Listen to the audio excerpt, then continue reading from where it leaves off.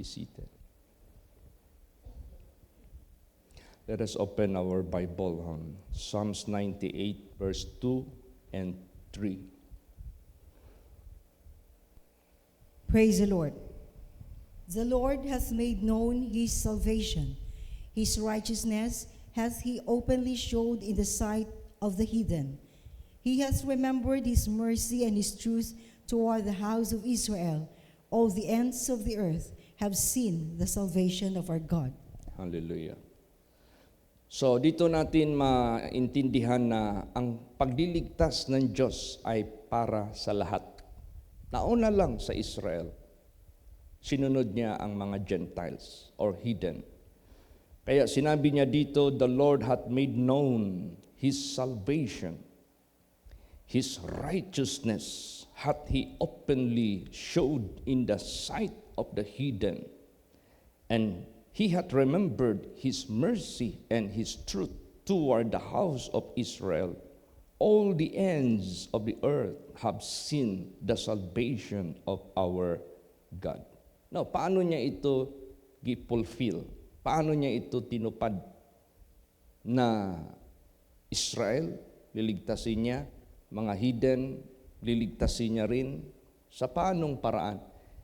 Pinapahayag niya ang kanyang pagliligtas.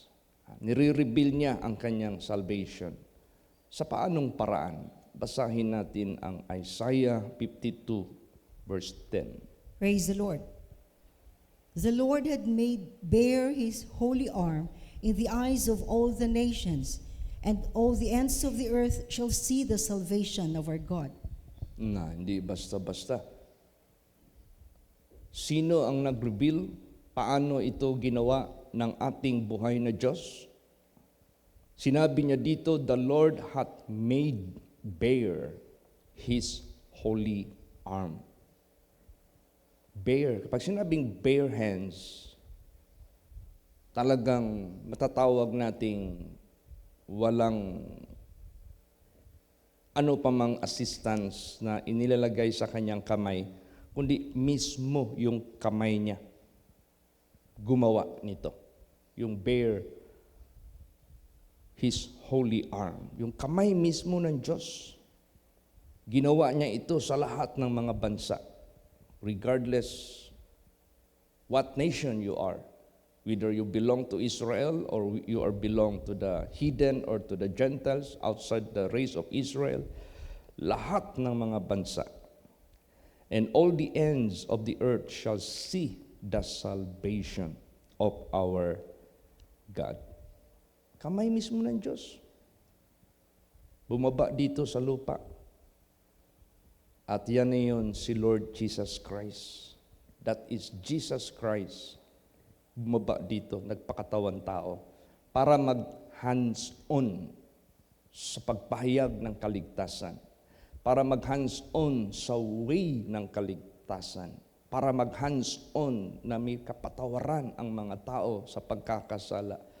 Para mag-hands-on, para magbigay ng daan ng katuwiran, para pagdating ng panahon, matanggap doon sa kanyang kaharian. Hands-on ang ginawa ng Diyos. His bare his holy arm in the eyes of all nations. Ito po ay hinayag niya. Nakita ng lahat ng mga bansa. Hindi ito natatago. Nahahayag ito.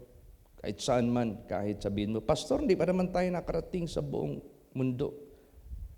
God already there. God already moving. God already performing His works. Hindi lang natin alam how it will be done. Paano ito ginagawa ng Diyos. Tsaka hindi lang tayo ang ginagamit ng Diyos. Tingnan mo si Jeremiah. Nung na-prostrated na siya, akala niya siya lang nag-iisa. Nung nandoon siya sa dungeon.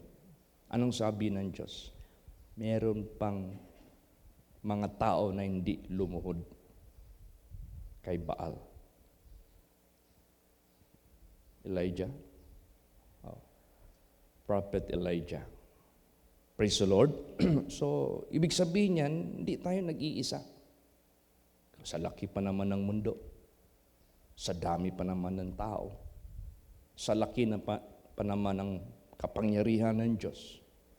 Pag ano yung sinabi niya sa banal na salita, kahit sabihin natin, hindi pa naman tayo nakarating sa buong mundo, iilan lang man lang. God is doing it in His own way. Ang sa atin lang, kung saan ibibigay ng Diyos yung pagkatiwala niya sa atin, do it with joy. Do it with gladness. Do it with grateful heart. At least meron man siyang pinapagkatiwala sa atin na gawain. Praise the Lord. Kasi hindi maliit na bagay. Alam mo, pag magkatiwala ang Diyos sa tao para gawin ang kanyang gawain, hindi yan small thing. Hindi yan small deal. Big deal yan.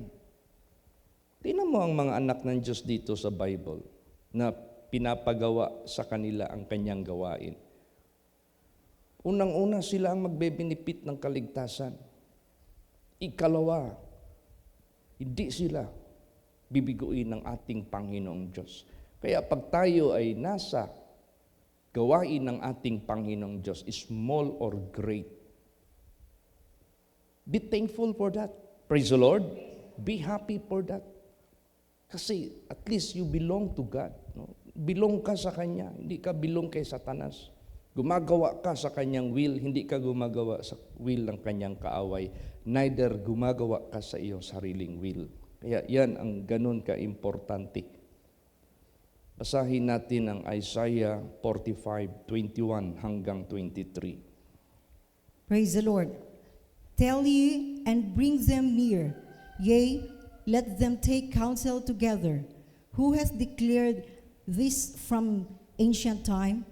Who hath told it from that time? Have not I the Lord? And there is no God else beside me. A just God and a Savior, there is none beside me.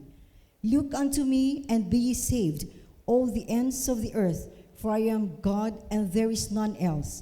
I have sworn by myself, the word is gone out of my mouth in righteousness, and shall not return, that unto me every knee shall bow, every tongue shall swear. Yeah. Prior pumunta si Lord Jesus dito sa mundo in the flesh, meron na siyang binitawan na salita na ang kanyang kamay mismo, yung bisig niya, ang maghahatid ng kaligtasan sa mundong ito. Na-realize natin, it was done by our Lord Jesus Christ. Sinabi dito, tumingin kayo sa akin at kayo'y maliligtas sa kaduluduluhan ng mundo. Di ba? Look unto Jesus, or looking unto Jesus, the author and the finisher of our faith. He that looketh to Jesus shall appear without sin unto salvation. So, ibig sabihin yan, sa Old Testament pa lang, naghahayag na ang Diyos, tumingin kayo sa akin. At lahat ng tuhod, luluhod sa Kanya. Di ba? Naka-ascribe yan kay Jesus. Sinabi dyan, God hath highly exalted Him and given Him a name which is above in every name, that at the name of Jesus all knees should bow, knees in heaven, knees under the earth, because He is God. He is the Creator. He is the author of everything. Kaya itong pinapagawa ng Diyos sa buhay natin, wag natin itong hintuan. Itong pinapagawa ng Diyos sa atin, pag ito ay pinapalaki niya, dinadagdagan niya, then be happy. Ibig sabihin yan, you are doing good. You are doing well in the eyes of God. Bakit? This is not small thing. This is not light thing. Itong pinapagawa ng Diyos sa atin na maging kabahagi tayo sa paghahayag ng kanyang kaligtasan. Kasi wala naman siya dito sa flesh. Kaya pinasa niya sa mga disciples. Wala na ang mga disciples. Ipapasa niya naman sino pang nabubuhay dito sa mundo. Pag nakasama tayo dyan, praise the Lord. Be happy. Pag nakasama tayo dyan, be contented. Pag nakasama tayo dyan, appreciate it. Kasi pinapaintindi ng Diyos sa buhay natin. That is not light thing. Hindi yan maliit na bagay. Hindi yan magaan lang na bagay na gagamitin ka isa sa paghahayag ng pagliligtas ng Diyos. Kasi you are acting as the bare arm of God. Praise the Lord. Ini-entrust sa iyo, pinapagawa ng Diyos sa iyo ang kanyang gawain. Kaya mayroong sinabi dito, basa Isaiah 49 verse 6. Praise the Lord. And he said, "It is a light thing that thou shouldest be my servant, to raise up the tribes of Jacob, and to restore the preserved of Israel. I will also give thee for a light to the Gentiles, that thou mayest be my salvation unto the end of the earth." Yes. So, hindi mo pwedeng sabihin na light thing lang yan. Magaan lang yan. Hindi mo sabihin small thing lang yan. No, that is great thing from God. Na maging servant ka niya. Na maghahatid ka sa pagbangon sa mga tribes of Jacob at to restore the preserve of Israel. I will also give thee for a light to the Gentiles, that thou mayest be my salvation unto the end of the earth. O kung ito ay na-fulfill, nung bumaba si Lord Jesus, pinasa niya sa mga disciples niya. At kung ngayon, nabubuhay pa tayo, we are nandyan tayo mismo, kasama sa objective, kasama sa mga gawain na pinapagawa ng Diyos sa atin. That is not light thing. That is great thing in the eyes of God. Kaya mahalin natin ito. Praise the Lord. Pasalamatan natin itong ministry na pinapagawa ng Diyos sa buhay natin. Kaya ano ang utos ni Lord Jesus sa kanyang mga disciples? Basahin natin. Mark 16:15. Praise the Lord. And he said unto them, "Go ye into all the world, and preach the gospel to every creature." Yes. Ano pala ang meron sa gospel na yan? Gospel of salvation. Ano pala ang meron sa gospel na yan? Gospel of the kingdom of God. Ano pala ang nasa gospel na yan? That is the gospel of eternal life. Ayan yung pinapapreach sa mga servants of God. Same thing, same way gagawin natin. Walang kaibahan. Pareho pa rin. Kasi it is one direction. It is one hand of God that fulfills. Siya yung gumagawa nito. Ginagamit niya lang tayo. So kung ginagamit tayo, part sa pagpahayag ng kanyang gospel of salvation, big deal yan sa harapan ng Diyos. Huwag nating maliitin yan. Huwag nating hintuan yan. Huwag nating bawasan. Kung maaari, let's abound. Kung maaari, let's offer our lives for that ministry. Meron ditong tao na naghihintay na makita at masilayan niya ang kaligtasan ng Diyos. Nung dumating ang panahon na siya ay nakahawak na sa Savior na yan, meron siyang sinabi.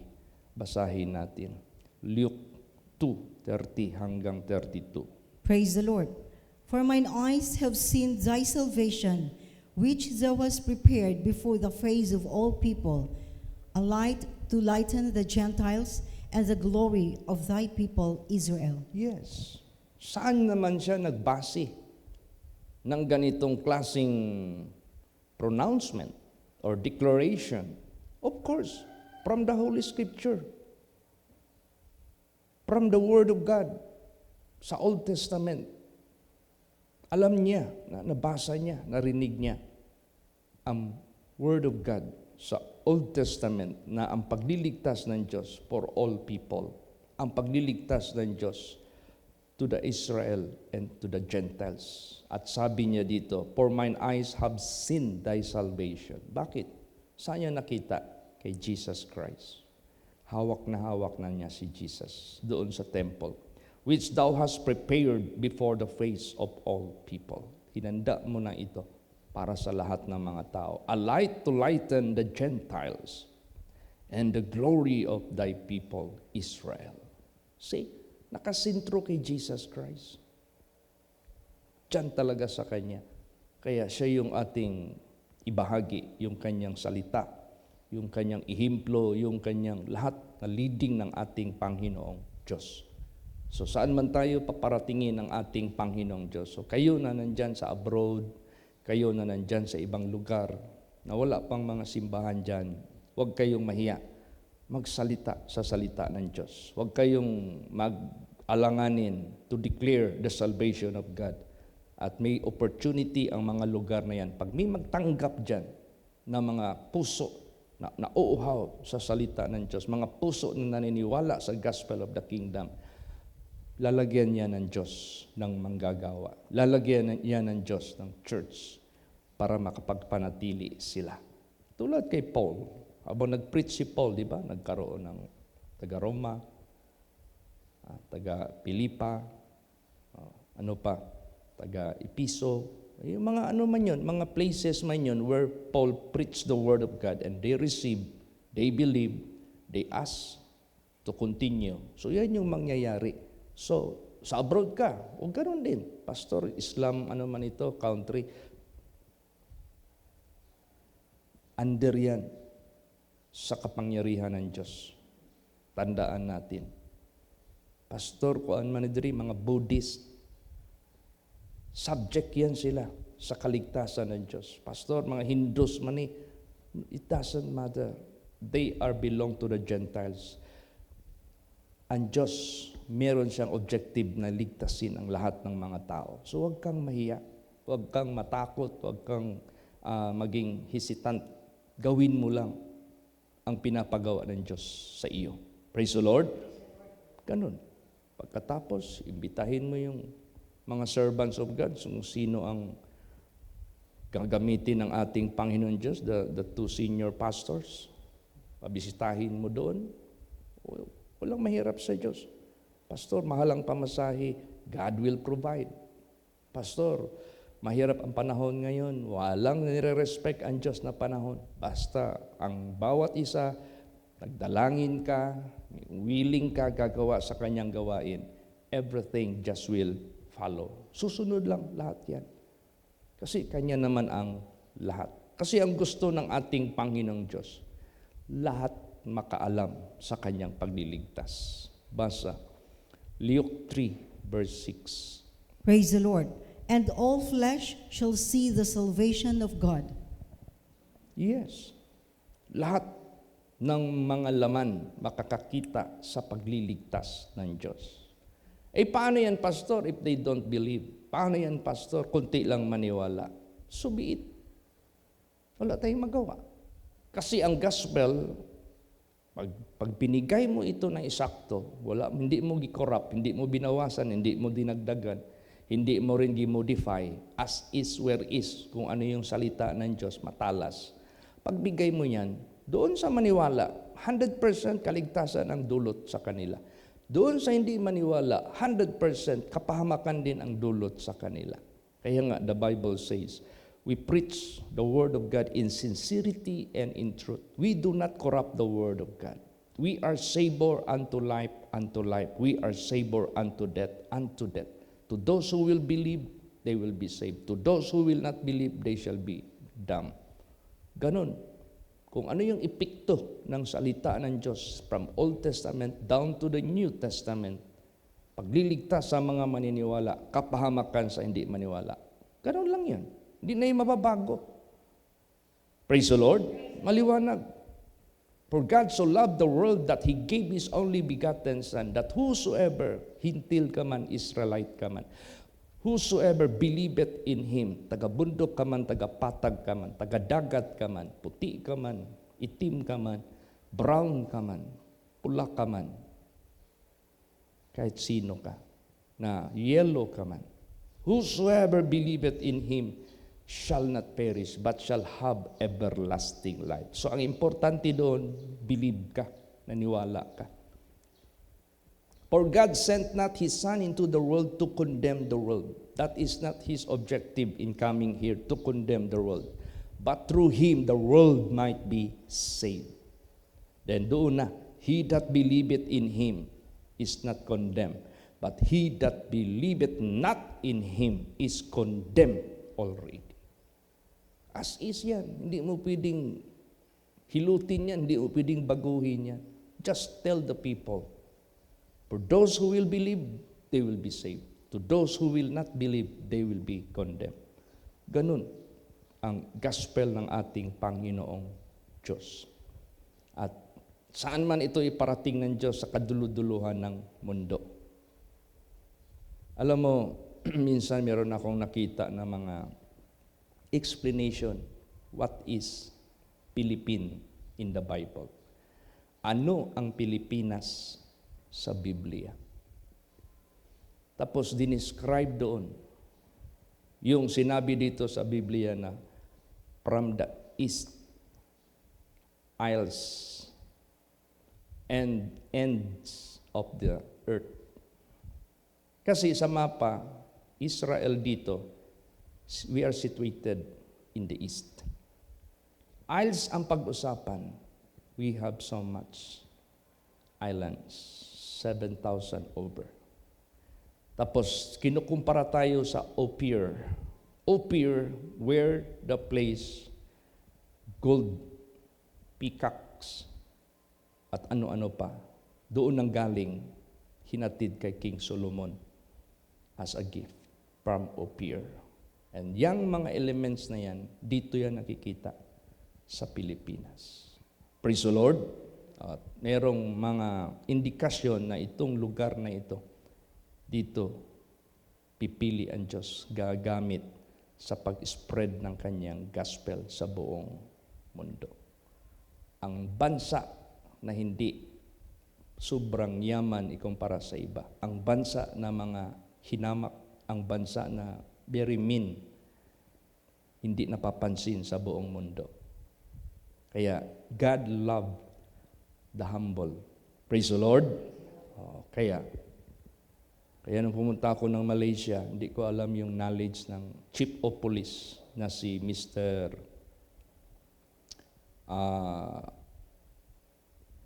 Yung Chief of Police sa Sandakan na naging Chief of Police sa whole Sabah, si Rowell, General Rowell. Inimbita ako ni Pastor Agustin na kain lang daw, birthday daw ng anak niya o apo. Alam mo to si Pastor Agustin, kain lang daw. Bro, I invite you, just makan. Kain lang daw. Sumama ako.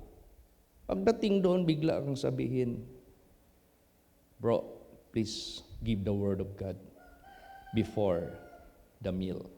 Di tayo, bigay ako ng word of God. Isa sa bisita niya, yung Chief of Police ng Sandakan, si Mr. Ruel. Yung paalis na ako, pababa na sa hagdanan, naghintay siya doon sa labas sa pintuan ng venue. Sabi niya sa akin, Pastor, God revealed that Filipino will be used to carry the message of salvation to the entire world. Can you pray for me? So, lahat pala yung mga statements na yun, narinig na niya. Yun. Pinarihan ko siya, what you want me to pray for you. Pagtapos ng prayer, gi-embrace niya ako. Praise the Lord. Naka-preach na tayo dyan sa simbahan nila. Ang grupo niya is SIB, Sidang Injil Borneo. Malaking ano din yan, grupo sa Malaysia. So, rejoice. Maliit man malaki ang ipinagkatiwala ng Diyos sa atin. Nasulat man sa banal na salita, may mga prophecies man. Mangyayari lahat yan. Kasi lahat naman yan, ang Diyos naman ang gagawa niyan eh. Ang importante, bahagi tayo dyan. Praise the Lord.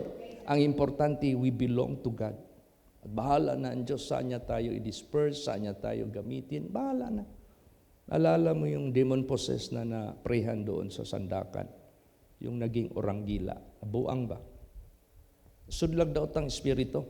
Idala nila sa mental hospital, diya sa Sandakan. Ano yung lugar dyan? Basta adjusted lang sa Sandakan. Membro ng Anglican Church.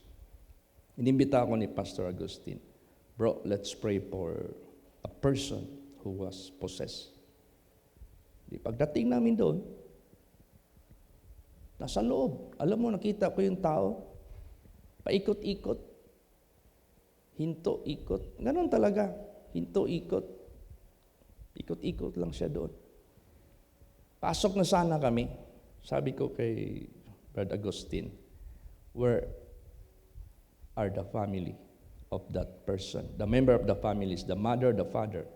Oh, outside. Okay, before we pray for him, I will preach the word of God to them. Because they will stand for that person. Kasi walang faith yung tao, ganun eh. Controlled ng masamang espiritu, hindi niya alam ang sarili niya. So dapat yung conscious, yung first family ay nandoon pala sa labas. So nagbigay ako ng word of God. I urge them to believe the power of God.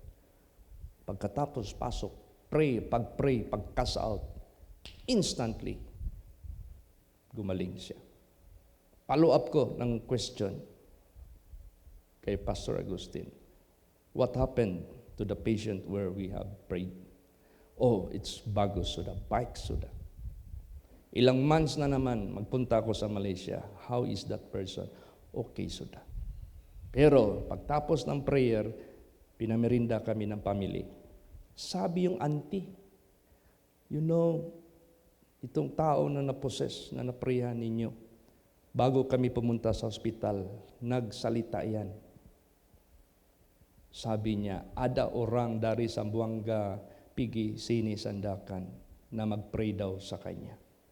See, hindi naman natin sila membro, hindi naman tayo kilala. Pero nag-prophesied yung tao na yan, na meron daw tao galing Sambuanga papunta sa sandakan na mag-pray sa kanya. Doon man tayo dumaan. Tayo ang ginamit ng Diyos, nag-pray sa kanya. So, ibig sabihin yan, God knowing all things. Praise the Lord. Pwede niyang i-reveal sa mga tao ahead of time ang kanyang mga servants. Nangyayari man yan sa Acts. Nangyayari man yan sa Old Testament. Kahit wala pang cellphone, wala pang messenger, kayang i-reveal ng Diyos ang exact route kung saan ka. May GPS na ang Diyos, wala pang GPS ang mundo. Meron ng video call ang Diyos, wala pang video call ang technology. Lahat ang Diyos laging nauuna. Praise the Lord. Hindi nahuhuli ang Diyos. So, basahin natin. Romans 10:18. Praise the Lord. But I say, have they not heard? Yes, verily their sound went into all the earth, and their words unto the ends of the world. Yes, nakarating ang kanyang salita sa kaduluduluhan ng sanglibutang ito. Napakarami ng mga servants of God ahead of Pastor Samuel Algabre. Napakarami ng mga servants of God na naghayag ng kanyang gospel. Dumating kay Pastor Samuel Algabre, pinasa sa atin, ipatuloy natin ito until the end of this world. Kaya, wag natin ikahiya ang kanyang gospel. Kasi diyan hinahayag ang kanyang pagliligtas. Last verse, Titus 2:13. Praise the Lord. Looking for that blessed hope and the glorious appearing of the great God and our Savior, Jesus Christ. Yes, time will come. The preaching of the gospel of the kingdom of God will be over. And we will be waiting for that blessed hope, the glorious appearing of the great God and our Savior, Jesus Christ. Kaya masarap, maganda, na we are belong to the Lord, especially for the propagation of His gospel, for the preaching of the kingdom of God. Kaya this is not a small thing. This is not light thing for us na gagamitin ng Diyos to be the light, to see the salvation of God kahit saan man tayo ipapadala ng Diyos. Amen? Praise the Lord. So at least we know we belong to Him, we belong to the works of God, and let us count it as a big blessing sa buhay po natin. Totoo po yan. Hindi talaga tayo ginaulog-ulugan sa Diyos. God never flattering us. God really giving His right message to us. Kaya salamat ta sa Dios na feel na to nga ang gugma sa Dios para sa tanan, ang pagluwas sa Dios para sa tanan. So therefore, do not select.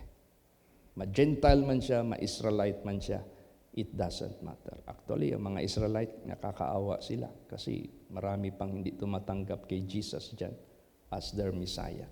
They are included to our mission. Amen? Praise the Lord. Magsitayo po ang lahat. Sige.